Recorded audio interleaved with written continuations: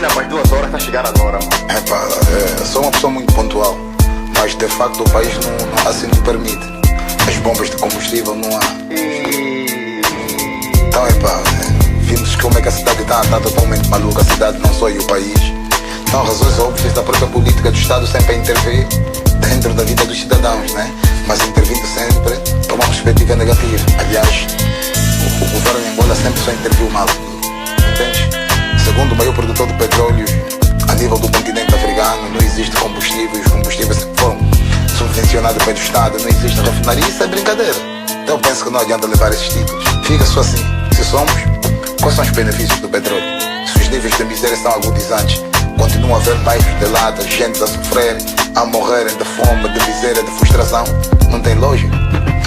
Mas isso é só a ponta do iceberg, as coisas vão melhorar? Não, eu sou daqueles que acredito que o amanhã só será melhor em função daquilo que a gente faz no dia de hoje. Não estamos a fazer nada, só são discursos e utopias. E o povo não vive de poesias, entende? O povo vive de factos, entende? Porque o político de Angola fica só assim.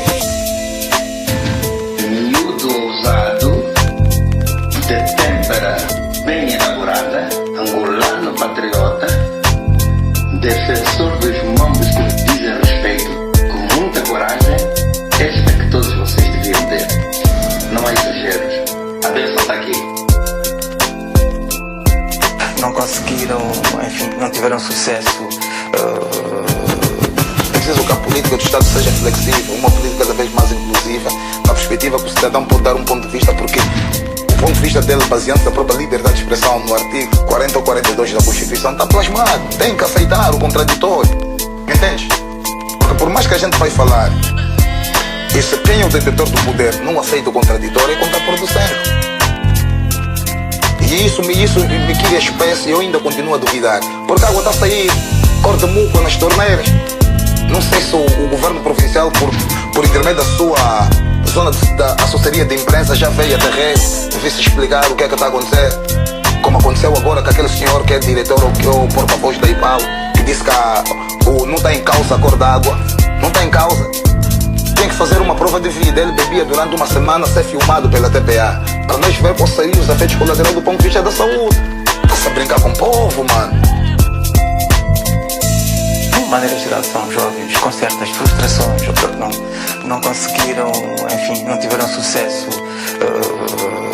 durante a sua vida escolar ou académica, não conseguiram uma boa inserção no mundo do emprego, etc.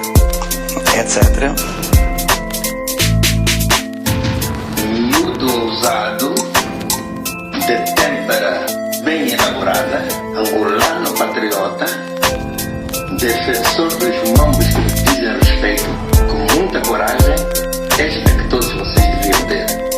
Não há exageros. A bênção está aqui. Nós já estamos aqui, ok? Agradecimento. Vamos embora.